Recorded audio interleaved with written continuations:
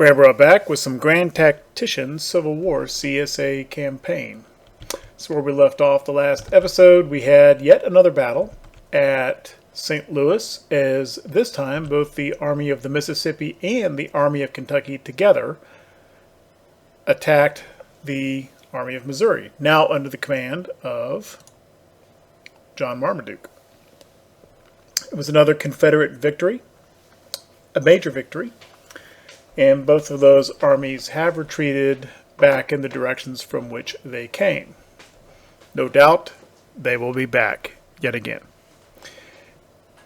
There were a couple of officers wounded during that battle. Division Commander Robert Rhodes and Brigade Commander Bushrod Johnson. When officers get killed or wounded, you don't have to go in and replace them. They're automatically replaced by kind of from the pool in the game, select somebody. In this case, both officers were replaced by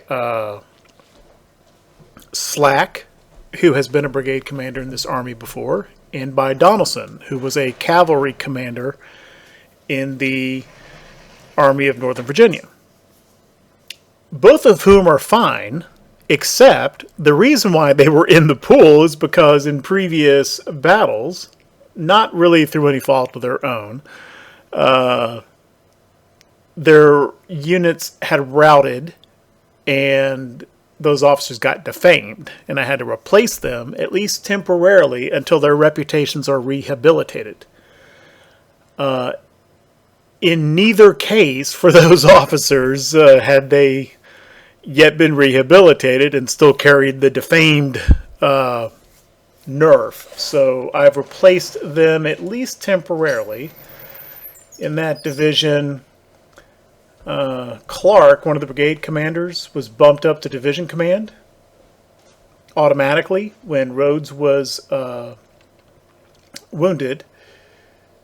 And then Donaldson and Slack were in these two brigades, and I've replaced them with Stephen Ramser, who is actually an artillery officer, but that's fine for now. Pretty decent stats, West Pointer. And Cadmus Wilcox, who I chose him because he is an infantry officer for an infantry brigade. The bench is starting to get a little thin for good stat infantry brigade commanders, which is another reason why I went ahead and stayed with Ramser for the other brigade. And also because, when Rhodes or Johnson are returned to duty, or when either of those other two officers come off of the defamation, they'll be available to plug back in. I see this as kind of temporary, and but this is basically the level we are at now for infantry brigade commanders. There aren't too many guys with a whole bunch of stars, particularly for infantry at this stage. They're all in command somewhere already.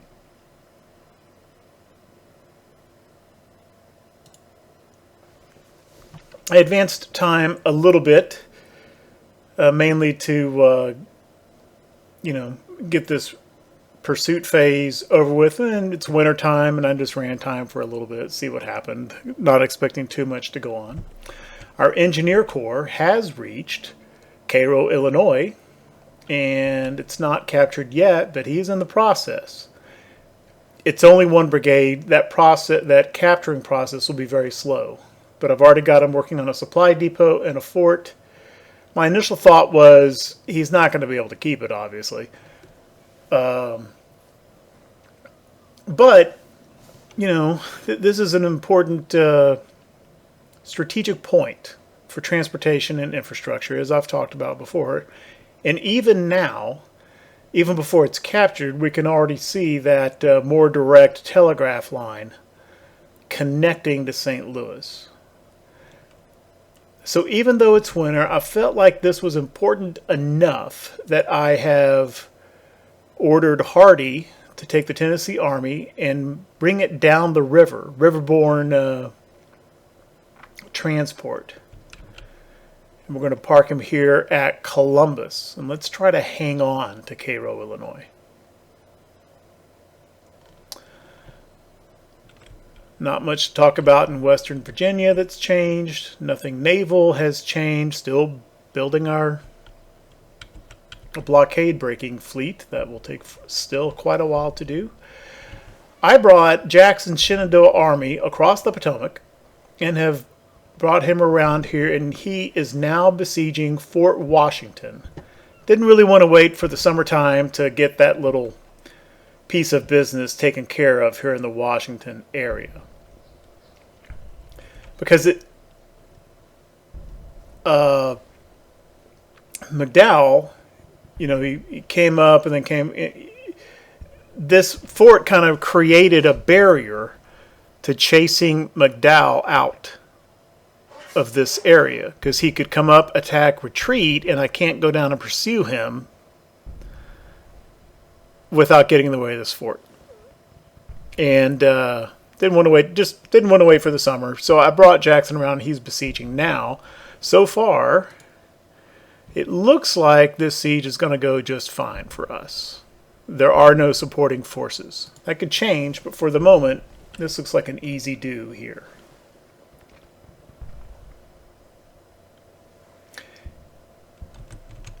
This supply depot is showing as Confederate.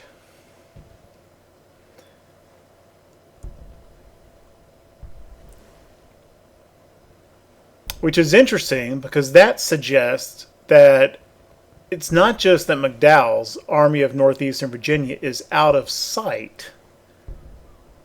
Apparently it isn't here at all. If he was, that supply depot would be blue. In fact, McDowell built that supply depot. We didn't. So he has gone off somewhere far enough away not to exert any kind of influence in this area for owning this depot. So I'm curious to know where McDowell is now.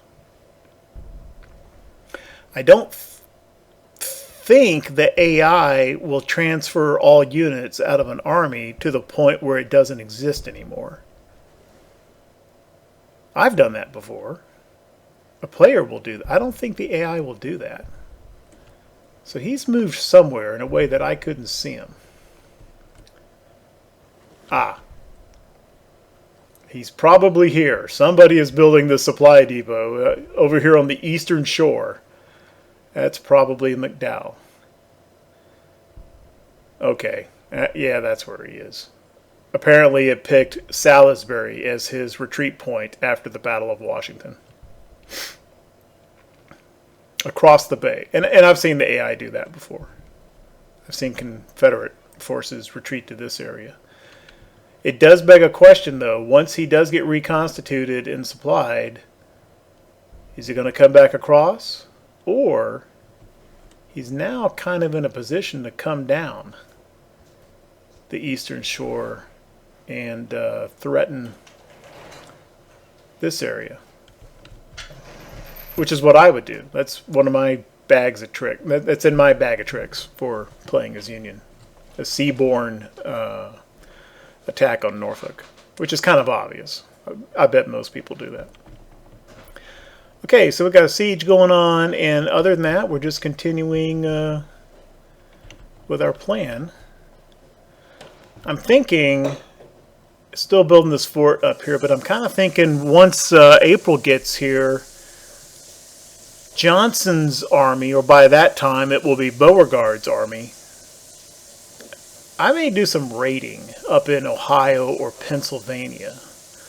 Not to take any territory, but just kind of go into raid mode and, run up into Pennsylvania for a way and then just come back. Right? No permanent territory control, but raiding will lessen the draw on our own supplies, and it will lower Union support in their home state. one of their home states. It will also lower support for us, but I don't think we care what Confederacy support is in Pennsylvania or Ohio or Illinois. The Army of Missouri might do the same thing. You're kind of running across the middle of Illinois raiding. Just for purposes of lowering Union support and pissing off the population. I don't know if it has a national morale effect or not.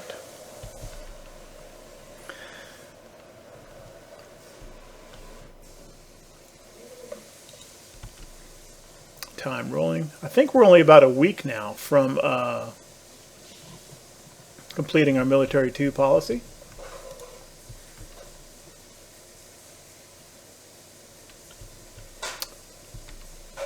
Okay, our forts here in the Washington area are complete.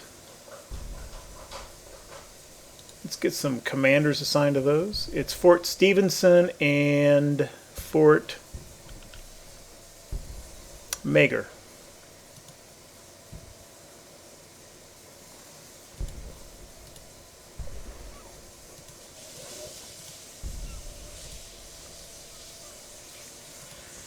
There's also a Fort Carroll that I built somewhere. Maybe that's in St. Louis that needs a commander as well. Okay, political officers.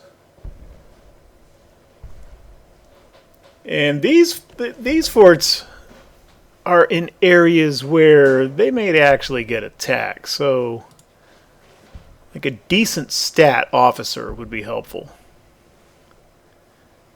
Okay, here's a Virginia guy with, I think 7 stars is pretty good for a fort commander. So let's put him in Fort Carroll. And we'll actually give him a small size brigade and an additional artillery battalion.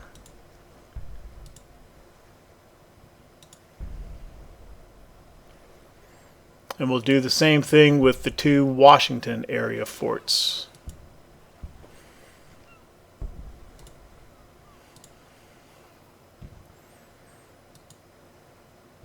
These guys actually might not be too bad in a field army.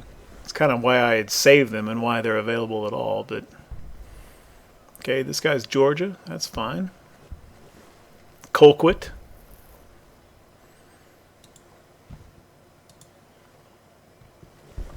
I was looking through the manual, and the manual does say that the bigger the garrison, the longer a fort will hold out.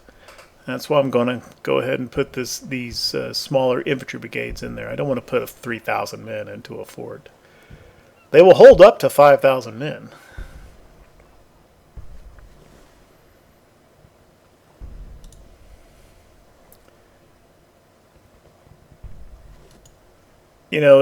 Let's go back here and make sure we're not putting anybody too darn valuable in these. Okay, straight 1 stars, that's fine. There's Slack, defamed. I wish there was a way that you could at least temporarily block an officer from being put in auto command.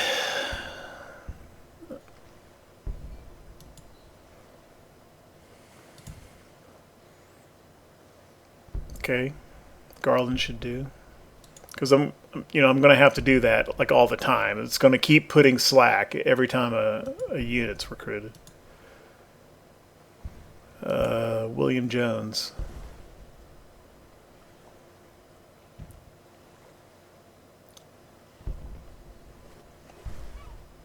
Yeah, that makes sense. Artillery, battery, artillery officer. That's fine. And did the same thing with Donaldson, which can't really do that right now. How about cavalry, cavalry, cavalry, cavalry, cavalry? I got a lot of cav officers backing up in here.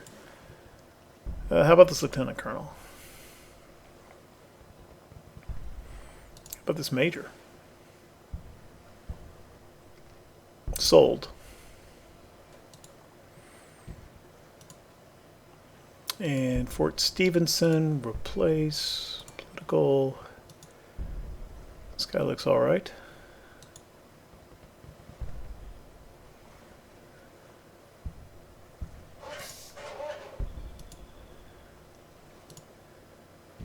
Okay, that's fine for the artillery. And all right.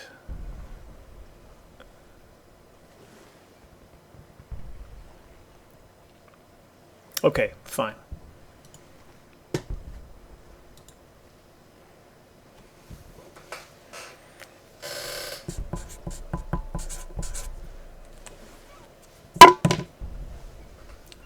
Up to 140,000 men, and we still got about a 40,000 volunteer pool. What about overall stacking up? We actually have more men in uniform than the United States by almost 10,000 men. So that could be explained by, first, casualties. They've taken about almost 4 to 1 compared to us. And B, they had that credit rating problem. It just looking at the newspaper headlines, it appeared that at least temporarily, credit rating may have been preventing the AI from recruiting troops. Don't know that for sure, but that's just kind of what the situation looked like. Okay, the United States has implemented the Medal of Honor, historical flavor. Siege continues. How you doing, Jackson? About the same.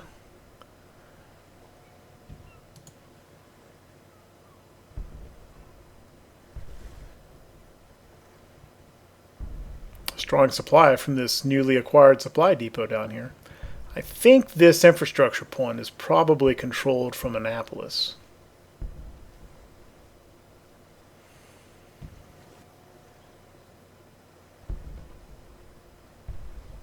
Maybe once his siege is done, we'll just move Jackson over here, take Annapolis, and besiege Fort McHenry. I think that sounds like a capital idea.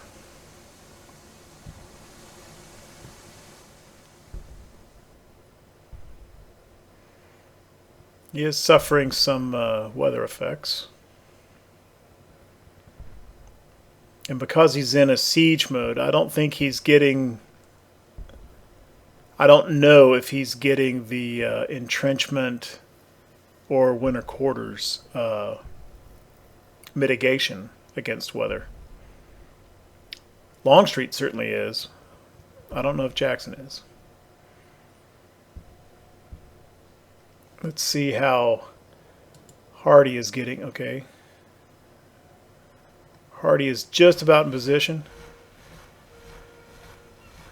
And he'll spend the rest of the winter here at Columbus.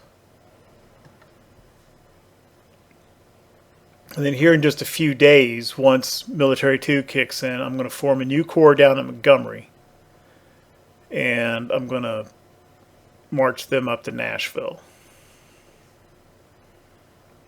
Here's a new army. Here's the Army of the Tennessee forming at Evansville, Indiana. Currently 6,000 men, or will be 6,000 men when he gets his currently assigned units.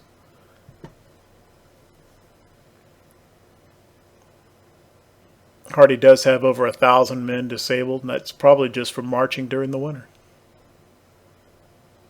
He's also not doing good for supply. Maybe I should have waited till that supply depot was done. Because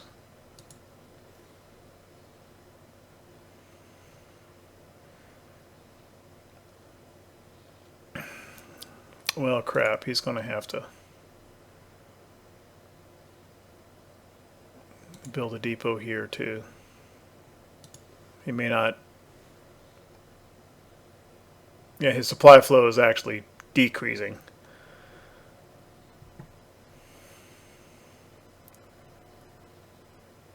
Although he'll be in range of this depot whenever it completes. That might have been superfluous. Oh well, I already started it.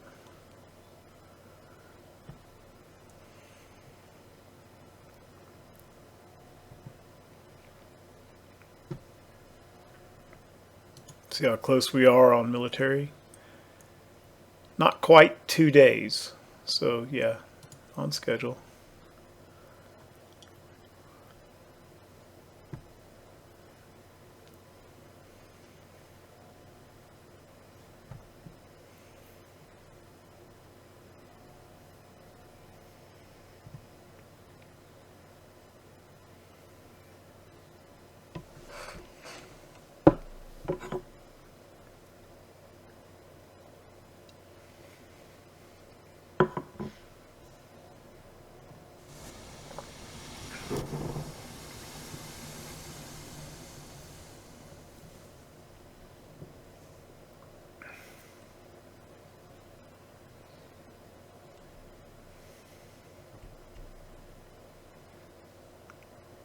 I guess it takes a while to actually construct winter quarters. They don't immediately go into it when they go stationary. Oh, he's got a perk. Flying column. Military 2. Here we go. It won't be immediate, but in a day or two of game time, I think we're going to see that volunteer manpower pool zoom up. And I think I saw that, yeah, Army of Missouri has another perk available too.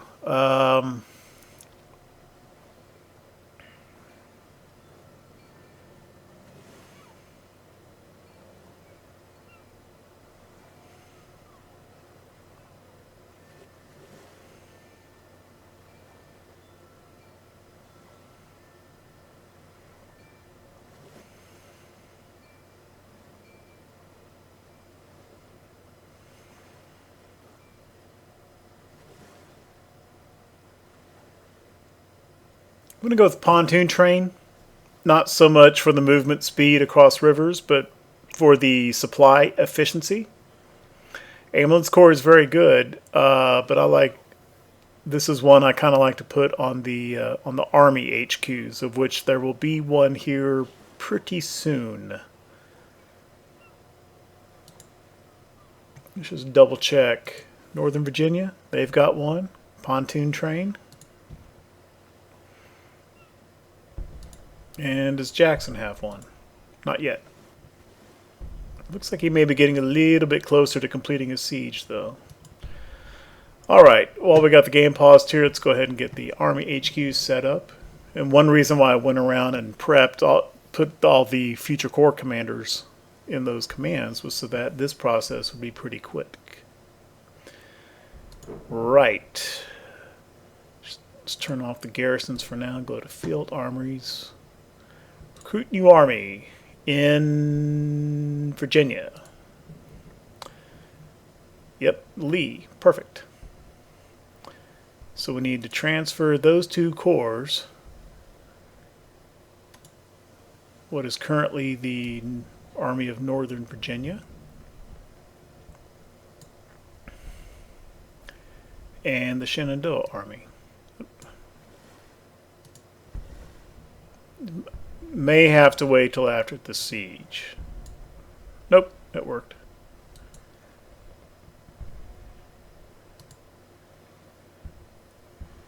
Okay, and this becomes the first corps, A and V.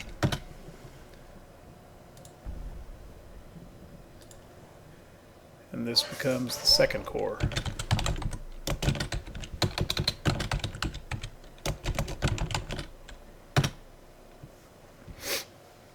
Usually corps are denoted by Roman numerals,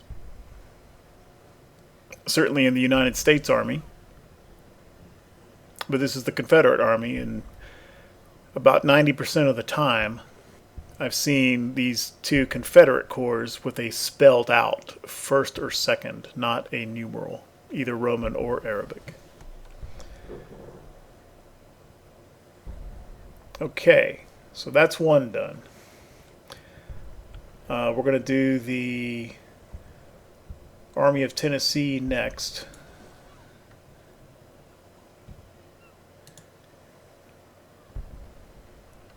Incorrect commander this time, but that's fine.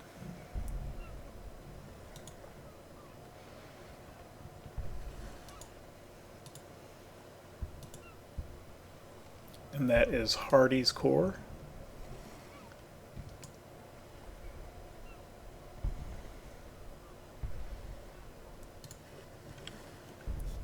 And I'm just going to call it Hardee's Corps. Other than the first, second, and third corps of the Army of Northern Virginia, I don't know that the Confederate Army actually used numbers for its other corps and other armies. I've usually just seen it like this.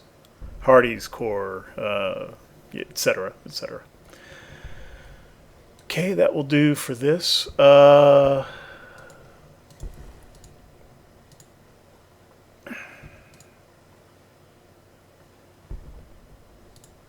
but that is going to be Albert Sidney Johnston here. Okay. So that's 2 of them done. I don't think we have an option for West Virginia. Matter of fact, we shouldn't have an option for West Virginia. So we'll just create another Army HQ in Virginia.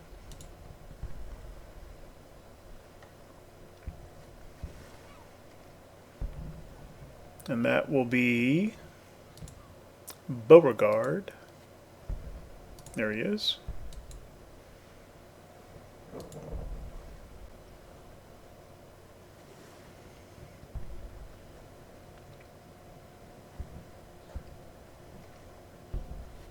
I think Army of Virginia is fine for the name of this army. And we're going to get the current Army of Western Virginia under Allegheny Johnston.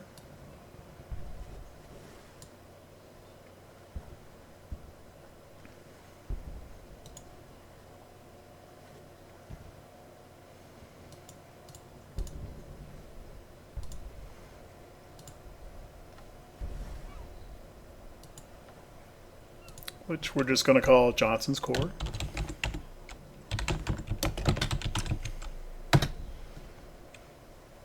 The other benefit of just going by the name of the commander is that if I transfer corps between armies, which sometimes I do, they can just keep their name and I don't have to go and rename the darn thing. The downside is, if the commander gets wounded or killed and gets replaced, or I decide to replace them for whatever reason, I don't know if that's going to change the name. Right. And then that leaves Missouri, which I cannot create because I don't own Missouri yet. So this HQ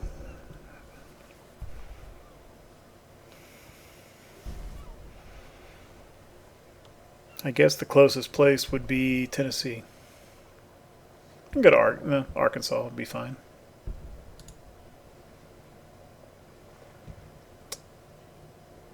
And that will be commanded not by Joseph Johnston, but by Sterling Price.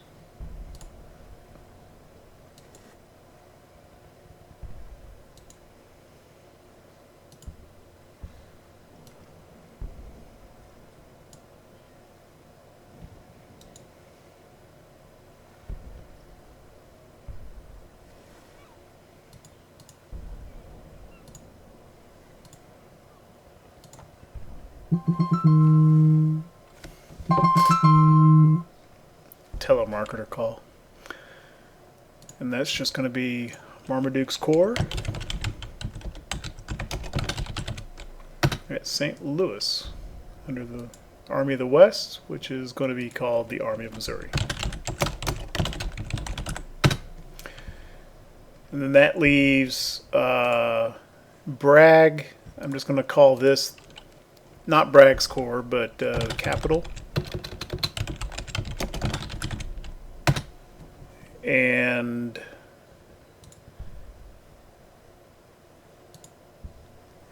Samuel Cooper is going to be the commander, 3 stars in administration, of the new CSA HQ.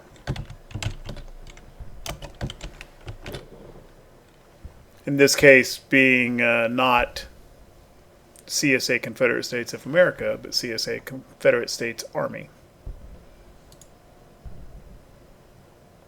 And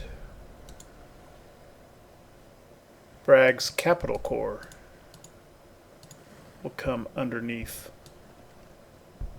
Samuel Cooper, like so. And then that just leaves the Engineer Corps flitting around out there. And at least for the time being, and he might get moved around between different HQs, but for the time being, where he is at Carroll, we will put him theoretically under the command of Army of Missouri. Could also go to the Army of Tennessee, but either way. Right.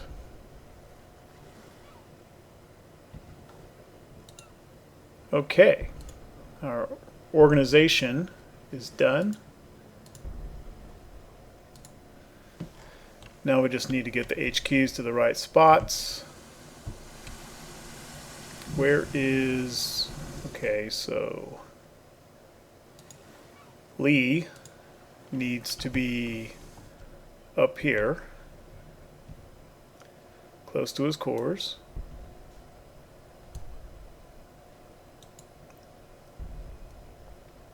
And Army HQs move really fast. They'll almost teleport. Okay, let's get Beauregard up here close to his core. And where is the...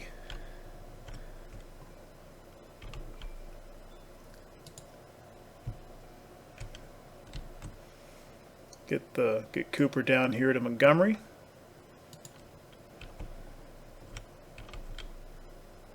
Where's the Tennessee HQ?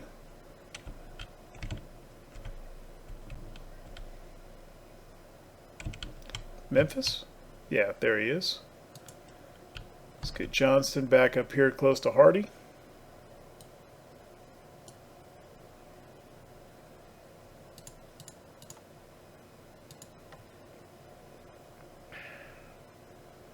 Yeah, it would have made more sense to put the engineer under Tennessee for now.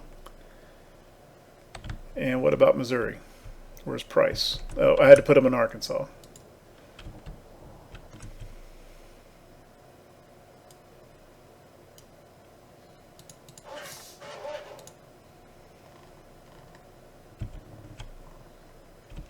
Did that movement order take? I don't think it did.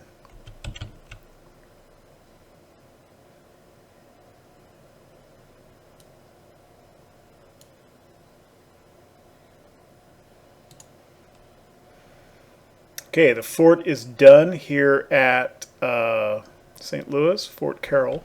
No, Fort Griffin, rather. I'm going to move. I said earlier, I wanted to get a fort right up here someplace, right on the river, covering both the Missouri and the Mississippi River. So I'm just going to ease Marmaduke up here a little bit.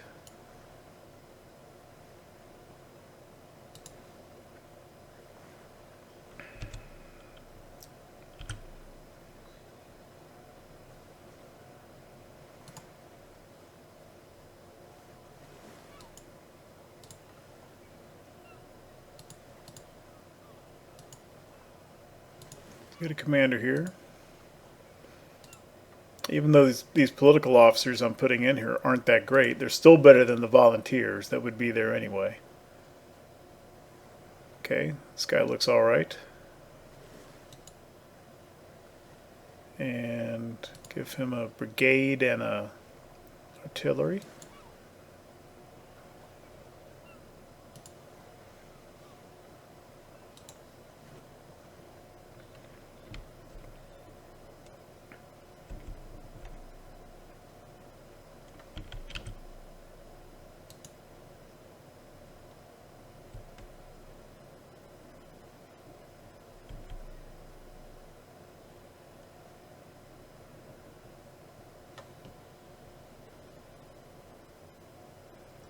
Yeah, see, Albert Sidney Johnson is already at his location.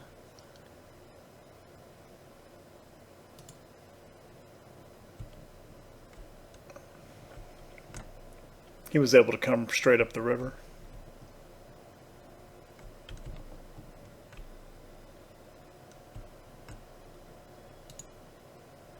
Lee hasn't started moving yet.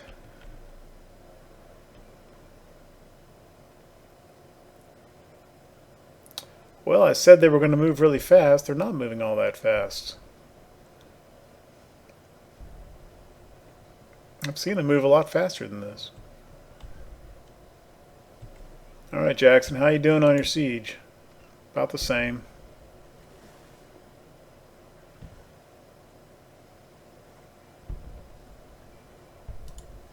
What's this little marker?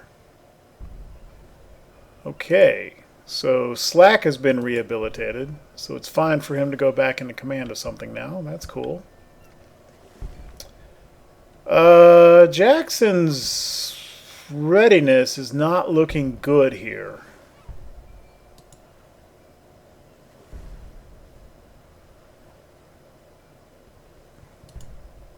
I guess that's what I get for doing a siege in the wintertime. Okay, Marmaduke has arrived where we want him.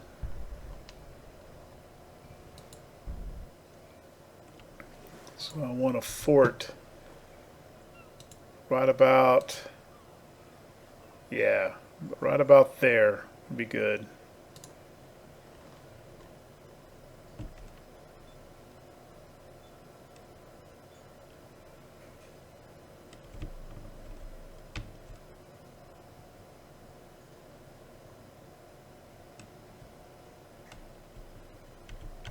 I should have built this HQ in Tennessee, and then he just could have come right up the river to St. Louis.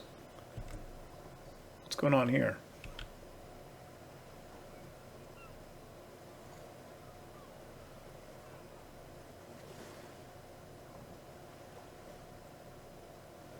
Okay, lesson learned. Don't build the depot until after you've connected the city. I built that depot and it was immediately shifted to Union control, and they decided to burn it down, which is what I would do in their case. So that makes sense. I guess it is a good thing I started building this supply depot over here, and I guess this unit, this engineer corps, is too small. Yeah, you know what? Hold on a minute. Let me do something here. I want to put this engineering corps under the command of the Army of Tennessee for reinforcement purposes.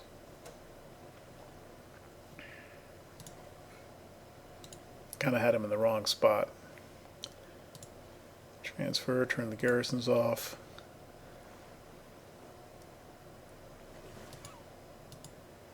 I think that would make more sense.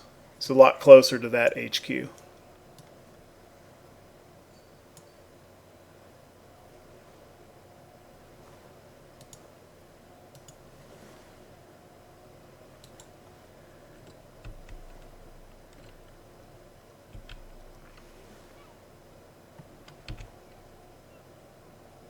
The supply situation in this all kind of sucks.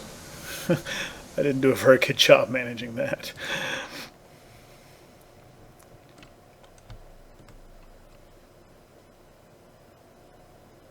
Army of the Tennessee Union.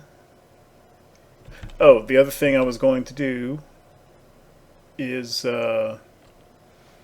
create a new corps down here and get it up to Nashville.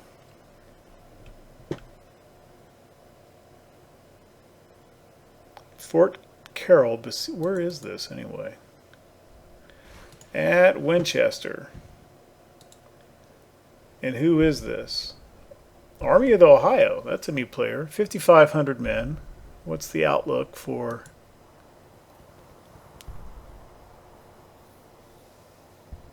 It's kind of in our favor. Who is this? Speed. Speed Fry.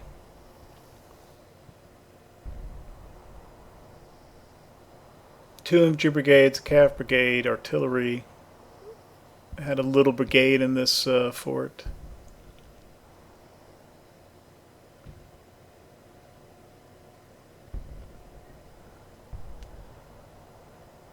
So do I let that play out and hope? Or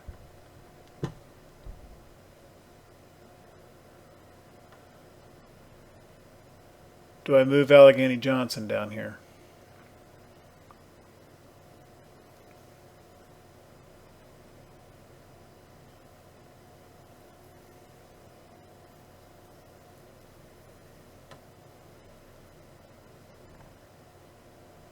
Where is Beauregard? He's right here. He's probably just going to walk on by. HQ units tend to be kind of like ephemeral that way.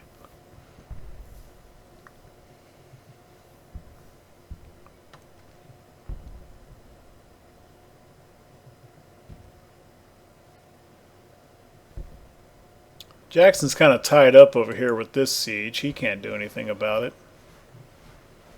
Still has the advantage, however, he's not really making progress. And with red readiness, I can't even auto-resolve an assault.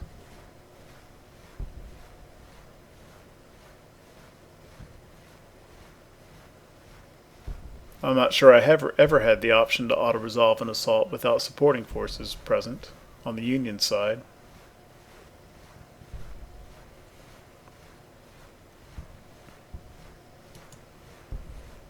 Sure as heck don't want to pull Longstreet out. I'm going to roll the dice on Fort Carroll holding out.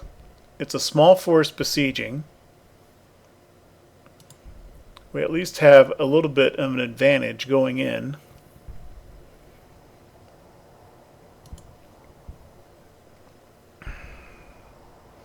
And I don't want to be moving Johnson in the winter over here. Plus I want him to finish his fort at Wheeling. And if it doesn't work out, it'll be easy enough in the spring to move Johnson via rail and retake Winchester.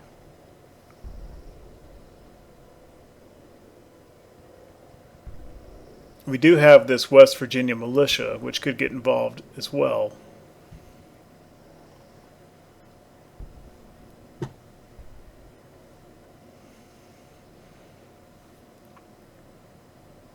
I'm going to let that ride. I hope Jackson wins a siege.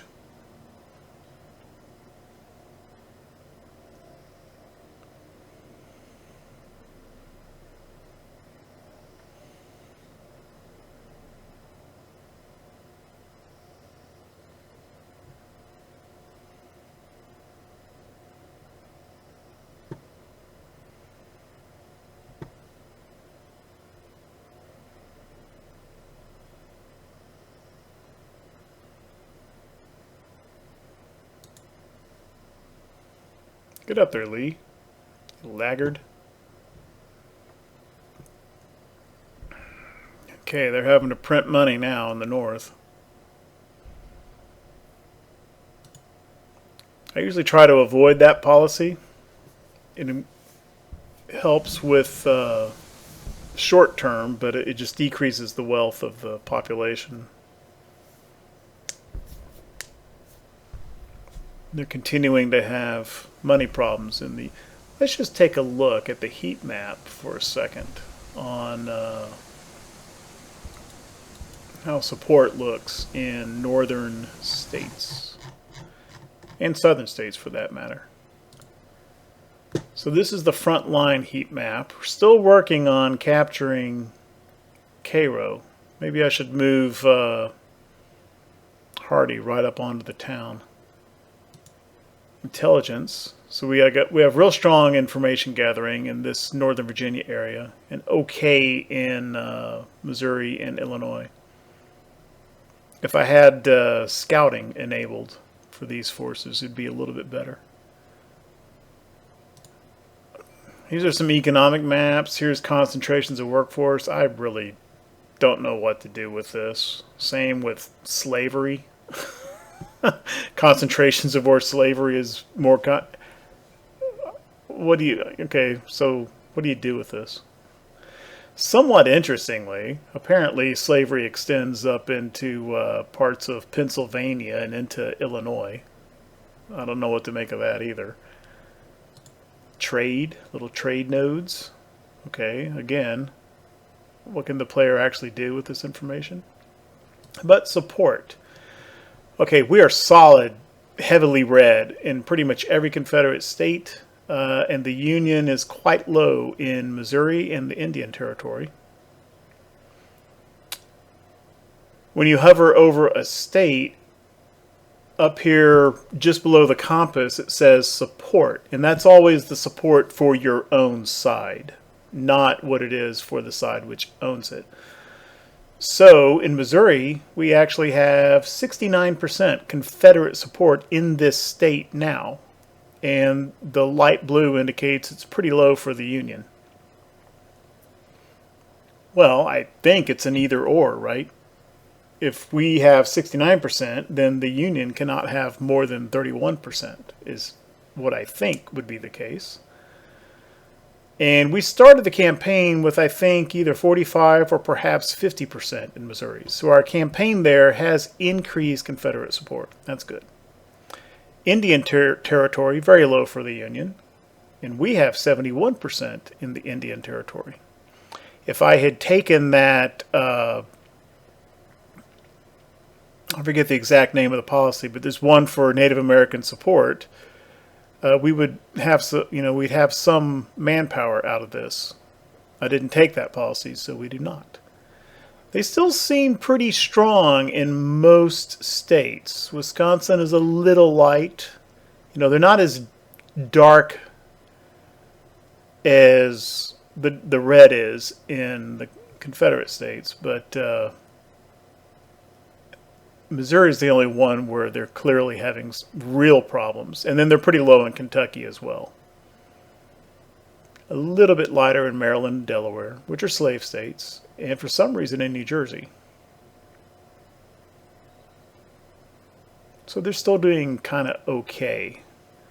And then the last heat map here is supply. The darker red it is, the better the supply infrastructure. So it's real strong around Nashville. It's good around St. Louis for us, and then real strong in Northern Virginia.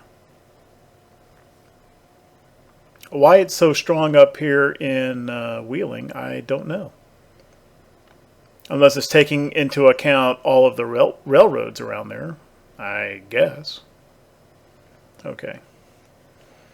All right, so there was some campaign map action over the winter, and I think that will do for this episode. Thank you very much for watching.